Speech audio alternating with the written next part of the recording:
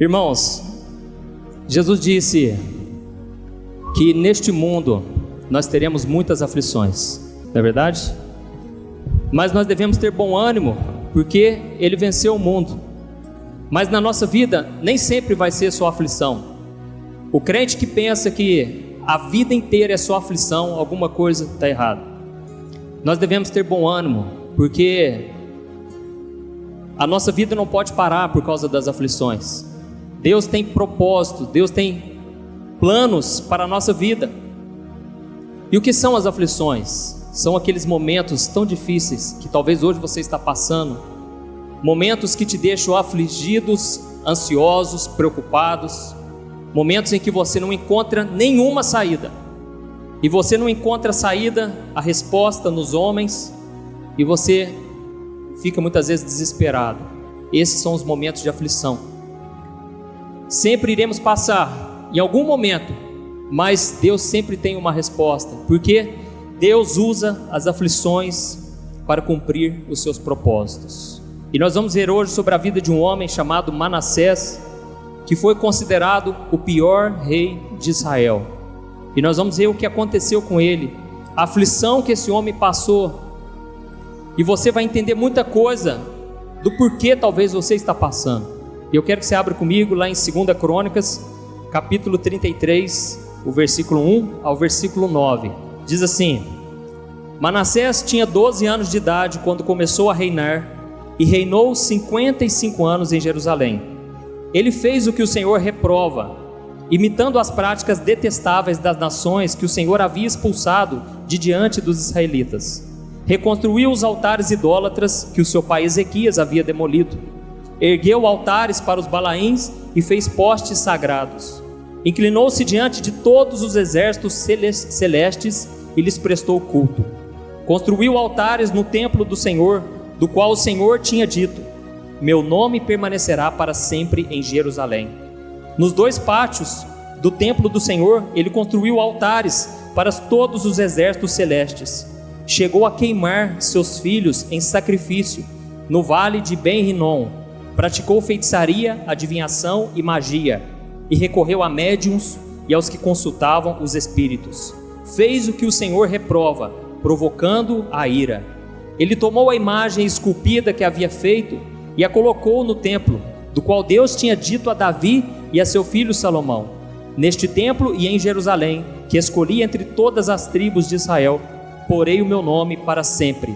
Não farei os pés dos israelitas deixarem novamente a terra que dei aos seus antepassados, se tão somente tiverem cuidado de fazer tudo o que eu lhes ordenei em todas as leis, decretos e ordenanças dados por meio de Moisés. Manassés, porém, desencaminhou Judá e o povo de Jerusalém, ao ponto de fazerem pior do que as nações que o Senhor havia destruído diante dos israelitas. Irmãos, aqui nós vemos um exemplo de um rei que foi considerado o pior rei de Israel. E tudo que está registrado na palavra de Deus tem um propósito. E eu creio que Deus quis que estivesse registrado a história desse rei para nos mostrar que não existe uma pessoa tão perdida que não possa ser encontrada por Deus. Esse homem, ele fez coisas abomináveis que Deus detesta. E as 4 coisas que aqui nos mostram foram: primeiro, ele construiu altares ao deus Baal e colocou lá dentro do templo do Senhor. Aquilo foi uma afronta, porque Baal representava o deus da fertilidade, o deus que trazia todo o suprimento para as pessoas. Mas Deus é aquele que provê tudo. Deus é o Deus que cuida de nós o tempo todo. Ele colocou também altares para adorar o Deus Sol, o Deus Estrela, o Deus Lua, todos os corpos celestes. O que mais ele fez? Ele praticou feitiçaria, adivinhação, ele consultou médiuns, ele consultou pessoas, né? Ele fazia magia pesada. Vai imaginando o nível dessa pessoa, o nível que um ser humano pode chegar. E mais do que isso, ele sacrificou os seus filhos para agradar demônios, para satisfazer as entidades. Sacrificou os próprios filhos, irmãos, no fogo. Dá para imaginar isso? E a quarta coisa que ele fez o povo de Israel cometer pecados piores do que as nações que não tinham a lei do Senhor. E por essas e outras, Manassés foi considerado esse rei que foi o pior de todos. Ninguém foi tão desobediente a Deus quanto ele. E aí nós nos perguntamos, será que tem esperança? Existe uma esperança para uma pessoa como essa, que chegou a um nível tão degradante? Será que existe, irmãos, esperança para uma pessoa como essa? Existe, é claro que existe, desde que essa pessoa se humilhe, que ela reconheça que Jesus é o Senhor, que Jesus é o Salvador, e que ela se arrependa dos seus pecados. E nós vamos ver a continuação dessa história. Olha o versículo 10. O Senhor falou a Manassés e ao seu povo, mas não lhe deram atenção. Por isso o Senhor enviou contra eles os comandantes do exército do rei da Síria, os quais prenderam Manassés, colocaram-lhe um gancho no nariz e algemas de bronze e o levaram para a Babilônia. Irmãos, aqui nós vemos o mover de Deus, permitindo que esse homem baixasse a bola. Esse homem que era soberbo, orgulhoso, ele resolveu confrontar a Deus, mas ninguém pode brincar com Deus e sair ileso. De Deus não se zomba, é isso que a palavra de Deus diz. Então, a Bíblia diz aqui que ele enfrentou o exército da Síria, e a Síria derrotou eles. E eles então invadiram Jerusalém e levaram não somente o rei, mas o seu povo cativo para a Babilônia. Irmãos, quando eles pegavam, naquela época, quando se prendiam as pessoas, faziam elas caminhar em filas, todas acorrentadas, e geralmente elas ficavam dias sem comer, sem beber, já estavam desgastadas e nem paravam para descansar. Eu não sei o tamanho da aflição que esse homem passou, mas a Bíblia diz que o improvável aconteceu. Manassés, ele sentiu o desejo, ele se lembrou do Deus dos seus antepassados. Olha o versículo 12. Em sua angústia, ele buscou o favor do Senhor, o seu Deus, e humilhou-se muito diante do Deus dos seus antepassados.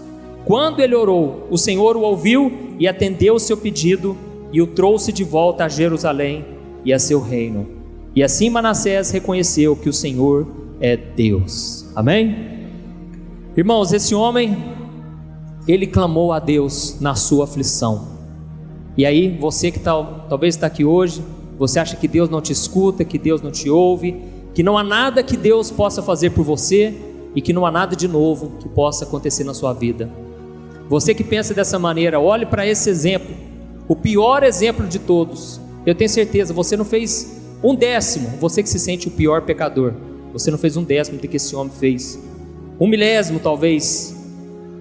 E se esse homem foi atendido por Deus, você também será. Hoje é a noite que Deus vai ouvir o teu clamor e Deus vai mudar a tua história. A Bíblia diz aqui que esse homem clamou, ele ouviu a Deus, ele se humilhou muito diante de Deus, e Deus restaurou o seu reinado, Deus o trouxe de volta a Jerusalém. Glória a Deus. Então nós aprendemos 2 lições aqui, muito importantes, irmãos. A primeira, nunca desista de orar, nunca desista de acreditar em alguém, por mais perdido que essa pessoa pareça estar. Você tem que entender que às vezes é na aflição que a pessoa vai ter um encontro com Deus, às vezes é passando por um grande momento de dor e sofrimento, que hoje você sente pena, você quer mudar aquela situação, e você vai ver que você não pode fazer nada por ela. Às vezes é aquilo que a pessoa precisa passar para ela ter um encontro com o Senhor, porque Deus sabe como converter até o pior dos pecadores. Se Deus conseguiu mudar o coração desse homem aqui, se Deus teve misericórdia desse homem, o que dirá do seu familiar? Talvez o seu filho que está nas drogas, talvez alguém da sua família que não quer saber de Deus e tem se afundado no pecado. Meu irmão, continue dobrando o seu joelho, continue orando, porque todos, não aceite menos do que isso, todos da sua casa vão se converter. Você tem que crer na promessa do Senhor, você tem que buscar a Deus, até que você veja o milagre acontecer. Amém? Glória a Deus. Então essa é a primeira lição. Nunca desista de acreditar que Deus pode mudar a vida dessa pessoa. Talvez é o seu esposo, talvez a sua esposa. Não é momento de você largar, mas é o momento de você orar.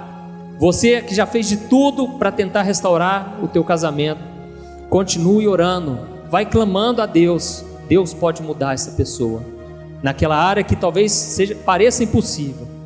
E a segunda lição que eu aprendo é que Deus usou as aflições para restaurar a vida de Manassés. Esse homem, irmãos, ele calou os profetas quando eles chegavam com o dedo apontado para ele, dizendo: olha, você está desobediente a Deus. A Bíblia diz que ele não deu ouvidos, ele não deu atenção ao Senhor, e por causa disso as aflições chegaram na vida dele. Por causa disso Deus usou os assírios para corrigir ele.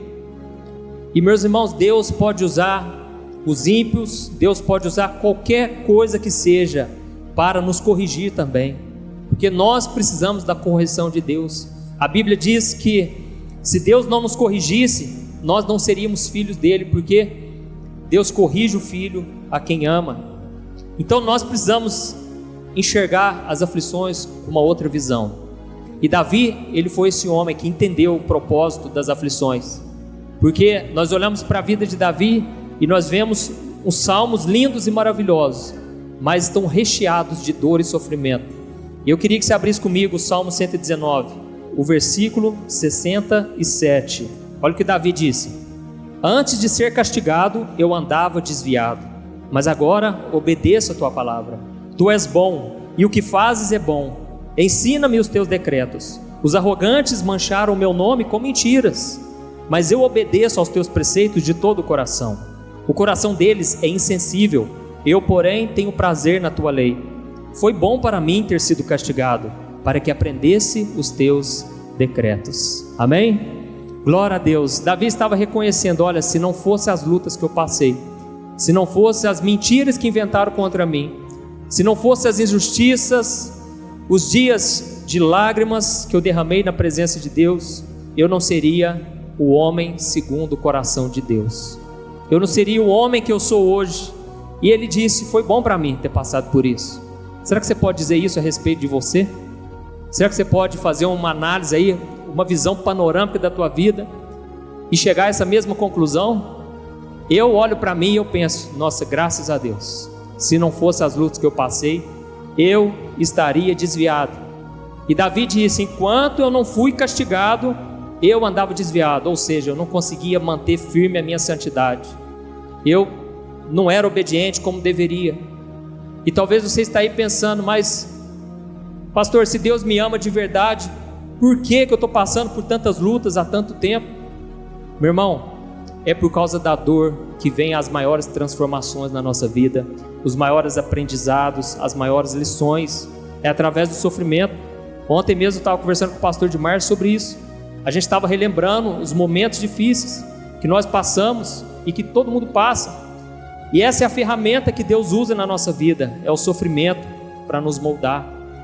Eu queria que você voltasse um pouco, Salmo 66, olha o que Davi também disse, Salmo 66, o versículo 10 ao versículo 12: pois tu, ó Deus, nos submeteste à prova e nos refinaste como a prata, fizeste-nos cair numa armadilha e sobre nossas costas puseste fardos. Deixaste que os inimigos cavalgassem sobre a nossa cabeça. Passamos pelo fogo e pela água, mas a um lugar de fartura nos trouxeste. Amém? Irmãos, Davi, ele entendeu o propósito. Ele entendeu que as aflições, elas são para nos tratar, para nos curar, para nos corrigir, para purificar o nosso coração.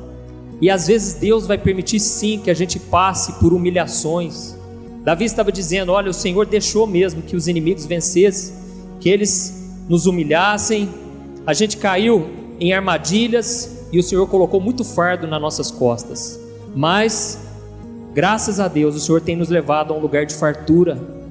Meu irmão, a melhor coisa que tem é quando você desfruta da abundância que vem de Deus. É aquela abundância que foi por causa da tua obediência, não foi pelo seu esforço, pelas suas próprias mãos, mas foi o próprio Deus que quis te honrar, te exaltar. te abençoar, amém? Por isso vale a pena nós sermos fiéis ao Senhor. Só que tem um porém, irmãos. Deus, Ele não tem prazer em nos ver sofrer. É interessante isso, né? A Bíblia diz, em Isaías capítulo 53, que Deus, Ele se agradou em moer, em ver Jesus sendo castigado, cuspido, humilhado, tendo uma morte de cruz. E nós precisamos entender o porquê, né? Deus não tem prazer, mas ao mesmo tempo Ele não põe a mão, Ele deixa acontecer. Sabe, nós precisamos entender o propósito de Deus na aflição.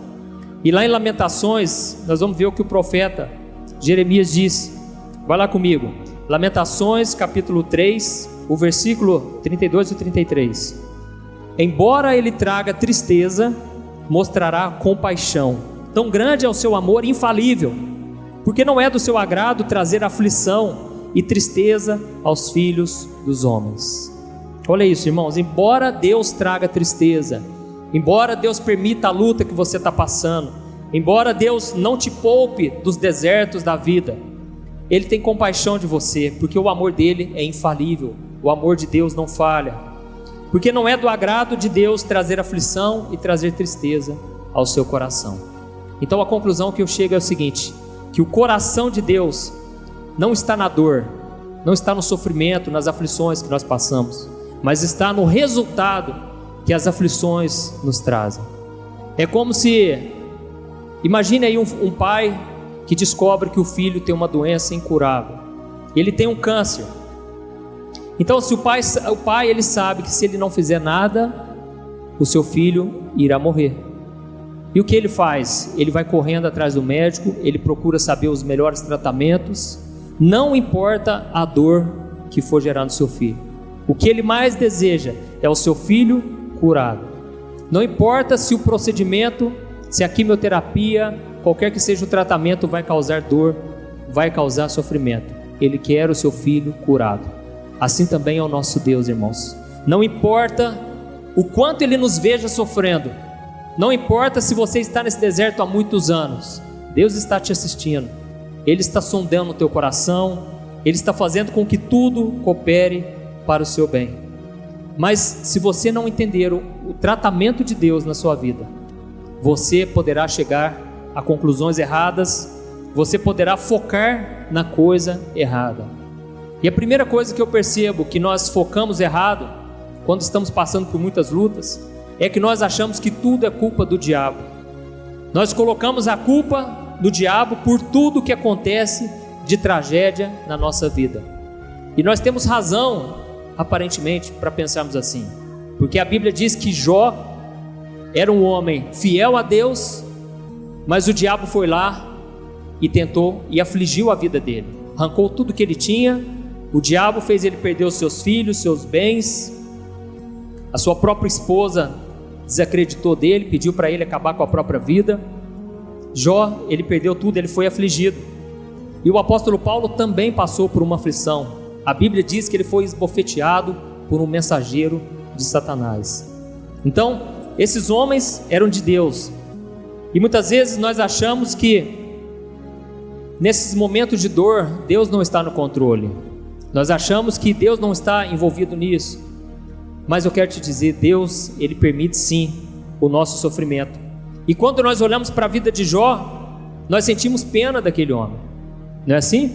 Nós vemos ele como um homem extremamente triste. É óbvio, né? Foi um homem que passou por terríveis provações. Mas é interessante que existe um versículo que eu gosto muito. Se você puder ir lá comigo, olha a declaração que ele fez. Jó capítulo 5, o versículo 17 e o versículo 18. Olha o que ele disse: como é feliz o homem a quem Deus corrige. Portanto, não despreze a disciplina do Todo-Poderoso, pois ele fere, mas trata do ferido. Ele machuca, mas as suas mãos também curam. Amém? Eu lendo essas palavras aqui, eu não consigo imaginar um homem totalmente deprimido. Eu vejo um homem que entendeu os propósitos de Deus. E ele disse: como é feliz, né? A pessoa a quem Deus corrige, a pessoa que passa pela disciplina de Deus. olha, eu cheguei à conclusão, Deus ele fere sim, Deus machuca, Deus ele permite o sofrimento, mas ele também cura, Deus também restaura. Jó, ele chegou a essa conclusão, e você também precisa entender da mesma maneira que ele, você precisa chegar a essa maturidade. Isso, irmãos, é maturidade espiritual. É muito difícil você conviver, você conversar com a pessoa, e ela está sempre passando por lutas, e ela sempre chega falando, olha, o diabo está pegando pesado contra mim, o diabo está me perseguindo. Irmãos, uma hora ou outra é normal a gente falar isso, mas falar o tempo todo é sinal de que você ainda não amadureceu, porque Deus ele permite o sofrimento, e o diabo não coloca um dedo na tua vida se Deus não permitir. O diabo ele só vai até onde o Senhor permite, e ainda que seja o inimigo o causador dessa tua luta, você tem que tirar o foco do inimigo e enxergar além dos problemas, e entender que Deus é poderoso para restaurar. Deus pode te curar completamente, e não vai ficar nenhum vestígio, nada para trás, nada sem ser curado, transformado e restaurado. Amém? E o apóstolo Paulo? Paulo também foi esbofeteado por um mensageiro de Satanás. Eu queria que você fosse comigo lá em 2 Coríntios 12, versículo 7 ao 10. Para impedir que eu me exaltasse por causa da grandeza dessas revelações, foi-me dado um espinho na carne, um mensageiro de Satanás para me atormentar. 3 vezes roguei ao Senhor que o tirasse de mim, mas ele me disse, minha graça é suficiente a você, pois o meu poder se aperfeiçoa na fraqueza. Portanto, eu me gloriarei ainda mais alegremente em minhas fraquezas, para que o poder de Cristo repouse em mim. Por isso, por amor de Cristo, regozijo-me nas fraquezas, nos insultos, nas necessidades, nas perseguições, nas angústias, pois quando sou fraco é que sou forte. Amém? Glória a Deus. Irmãos, quando eu olho o apóstolo Paulo dizendo isso, eu me lembro das vezes em que eu passei pelas aflições. Foram os momentos em que eu tive um grande encontro com Deus. Irmãos, houve um momento que eu estava passando por tanta luta. Na hora do almoço, eu ia para dentro do carro, fechava os vidros, colocava um louvor, e eu só sabia chorar, eu só sabia orar, e eu falava, Deus tem misericórdia de mim, eu não estou dando conta mais. Irmãos, teve um dia que eu fui, como vários dias eu já estava indo, naquele dia eu acabei dormindo. Quando eu acordei, irmãos, a glória de Deus estava ali dentro do carro. É como se não tivesse o teto do carro. O céu entrou ali dentro do carro junto comigo, e Deus começou a falar comigo sem que não tivesse ninguém por perto. Eu não sei as experiências que você já teve, ou você que está passando por lutas, meu irmão, é nessa hora que Deus vai se manifestar. É nessa hora que a graça de Deus vai se aperfeiçoar na sua vida. O poder dele vai se aperfeiçoar na sua fraqueza. É quando você se esvazia de si mesmo que Deus te enche. Quantas experiências poderíamos passar a noite inteira? Se eu te der um microfone aqui, você vai ficar contando várias experiências. Então, irmãos, nós precisamos entender que Deus ele tem um propósito na dor, no sofrimento. E às vezes eu fico até com saudade dos tempos em que eu vivi. Eu só não tenho saudade das lutas. Eu só não quero passar pelos meus desertos, mas aquela glória eu quero para mim. E por isso eu procuro sempre tomar cuidado com a soberba, porque Paulo disse, olha, eu já recebi tanto de Deus, tanta revelação, Deus já me fez tanta promessa, e para eu não me exaltar, eu agora estou sofrendo uma aflição muito grande. Deus permitiu. Então, se você estiver sempre se esvaziando, sempre querendo se humilhar diante de Deus, sempre se arrependendo, buscando ao Senhor, Deus, ele vai estar sempre derramando da glória, da presença dele na sua vida. Amém? Só para a gente encerrar, um outro motivo que eu vejo, um outro foco errado que eu percebo quando a gente está passando por lutas, é quando a gente começa a pensar assim, nossa, essas lutas que eu estou passando é por causa de erros que eu cometi lá atrás. Irmãos, imagine Manassés, se ele fosse pagar por tudo que ele fez, ele ia pagar com a morte dele.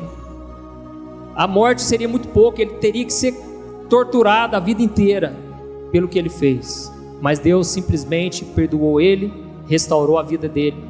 E muitas vezes a gente fica se flamejando, nós ficamos nos castigando por algo que nós fizemos lá atrás, que o sangue de Jesus já nos perdoou.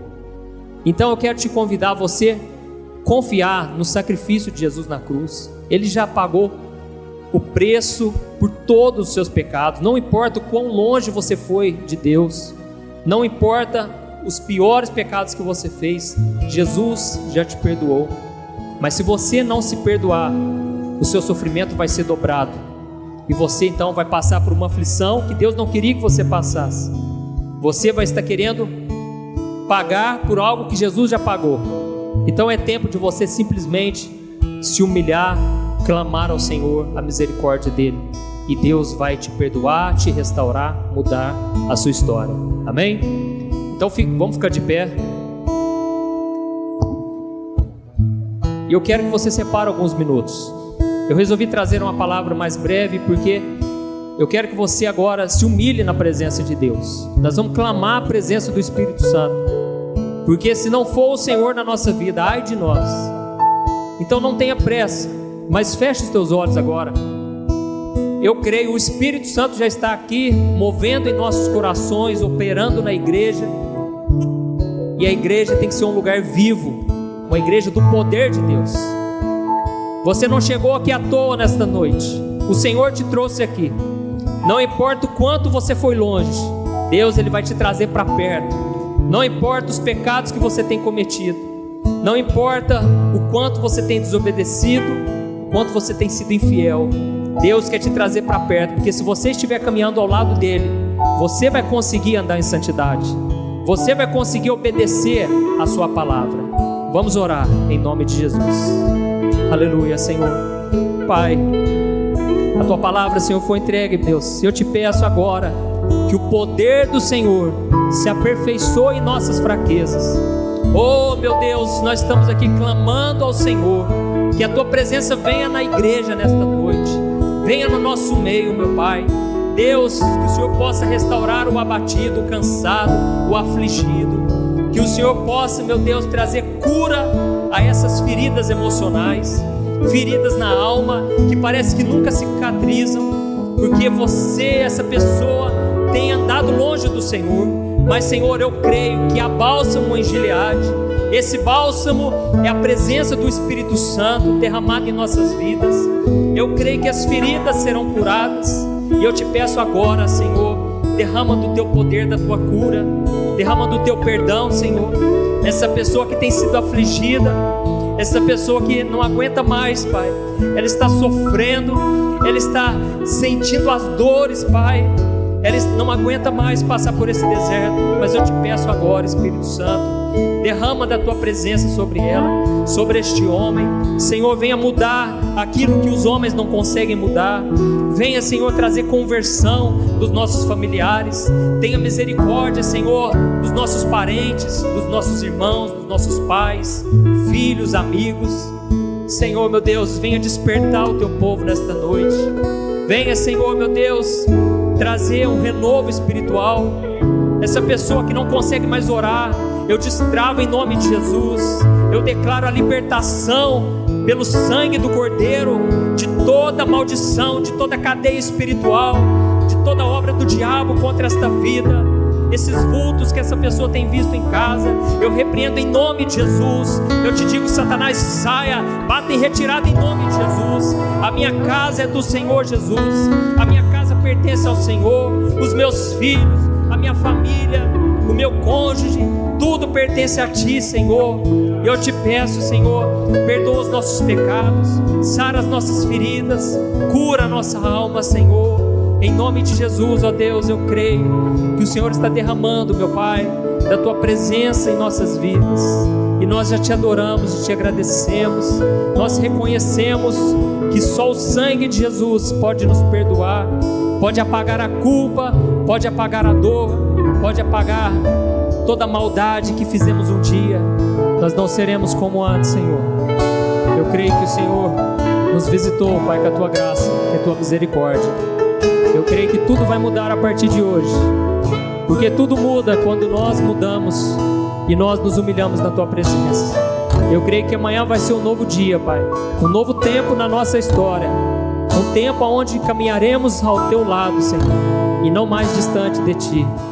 E eu creio que toda a capacitação para fazermos a Tua vontade virá do Senhor, virá do alto, Pai. Em nome de Jesus, eu oro e Te agradeço. Amém. Glória a Deus.